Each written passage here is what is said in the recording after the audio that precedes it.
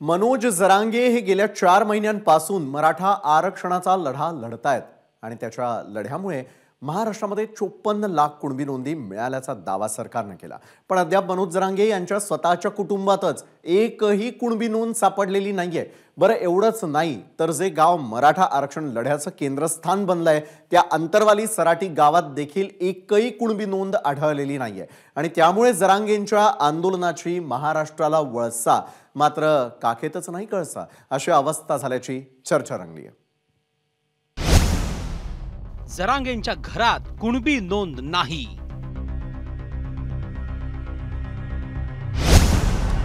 अंतरवाली सराटीतही कुणबी नोंद नाही।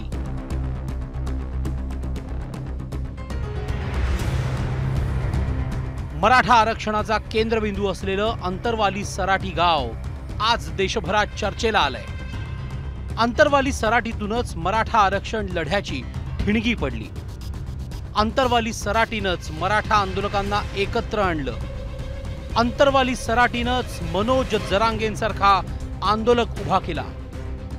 पण ज्या गावामुळे लाखो जणांना कुणबी प्रमाणपत्र मिळाली त्या गावात मात्र एकही कुणबी नोंद आढळून आलेली नाही। जरांगेंनी आंदोलन केलेल्या अंतरवाली सराटी, सास्टे, पिंपळगाव, वडीकाळा, भांबेरी या गावात एकही कुणबी नोंद आढळलेली नाही। अंबड तालुक्यातल्या 138 गावांमध्ये 2,88,523 दस्तावेज तपासण्यात आले। त्यात केवळ 12 गावात कुणबी नोंदी मिळाल्या। या नोंदी आहेत 127 इतक्याच।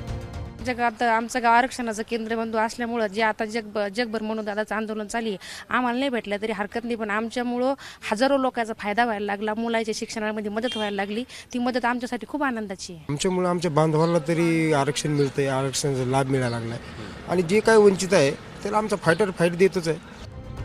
मनोज जरांगे पाटील गोदाकाठच्या ज्या 123 गावांचा नेहमी उल्लेख करतात त्यातल्या अनेक गावातही कुणबी नोंदी आढळलेल्या नाहीत।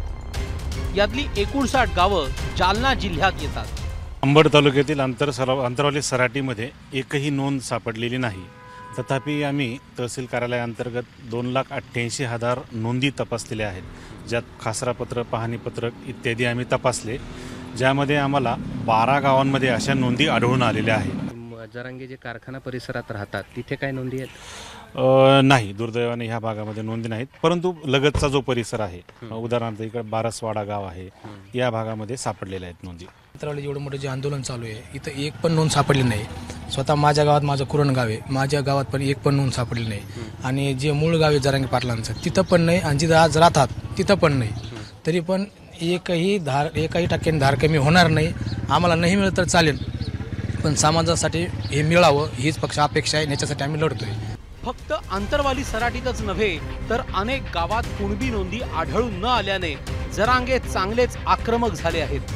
जाणून बुजून या नोंदी मिळू दिल्या जात नसल्याचा आरोपही जरांगेंनी केलाय।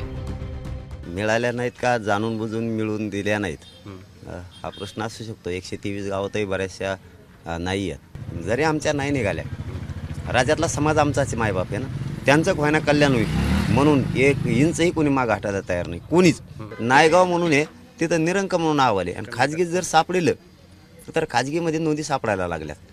मग हे याचा असा प्रकार वाटतो की हे जाणून बुजून आहे। आमच्याबद्दल नाही म्हणत आम्ही, आमच्या नका सापडून देऊ म्हणा, पण आमच्या समाजाच्या लेकराचं कल्याण होईल। तुम्हाला नाही सापडू द्यायच्यात नका देऊ। जालना जिल्ह्यात एकूण 2,88,523 कागदपत्र तपासण्यात आली। 51,550 खासरा पत्रकं तपासली गेली। 51,900 पाहणी पत्रकं, 30,000 कूळ नोंदवही तपासण्यात आल्या। 1,33,450 नमुना हक्क नोंदी तपासल्या तर 21,630 सातबारेही तपासले, पण यात केवळ 127 कुणबी नोंदी आढळल्या। गरजवंत मराठ्यांचा लढा ज्या गावामध्ये उभा राहिला ते जालना जिल्ह्यातलं अंतरवली सराटी गाव। ज्या योद्ध्यानं हा लढा लढला त्या योद्ध्याचं नाव मनोज जरांगे पाटील। मात्र आज तरी ना मनोज जरांगे पाटलांना या कुणबी नोंदीचा लाभ मिळतोय ना अंतरवली सराटीला। शिवाय जे 123 गावं त्यांच्या पाठीशी उभा राहिले त्यातल्याही अनेक गावं आजही नोंदींपासून वंचित आहे. मात्र अजूनही हा लढ्याची धार काही कमी झाली नाही. अंतरवली गावातील लोक म्हणतात, आमचं गाव हे आरक्षण घेणारं नाही तर देणारं बनलं, याचा मला अभिमान आहे. कॅमेरामन धनंजय दारुंटेसह मी कृष्णा केंडे, ABP माझा, अंतरवली सराटी, जालना. ABP माझा, उघडा डोळे बघा नीट.